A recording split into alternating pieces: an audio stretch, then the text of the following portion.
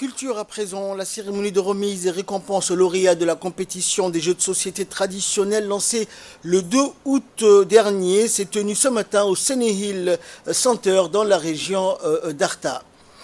Après le mot de bienvenue du président du conseil régional, Madame la ministre, qui a présidé donc cette cérémonie, a indiqué que les jeux de société faisaient partie du patrimoine culturel qui méritait d'être valorisé et transmis à la génération future.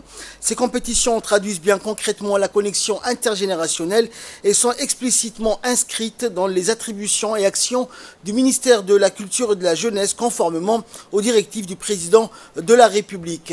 Et la ministre a félicité et encouragé toutes les équipes de son département qui ont été mobilisées pour s'assurer du bon déroulement général des Jeux. Et dans la matinée d'hier, les gagnants des compétitions intra-régions, des localités et chefs-lieux de 5 régions de l'intérieur, des 5 disciplines de jeux de société traditionnels se sont affrontés dans le CDC d'Arta.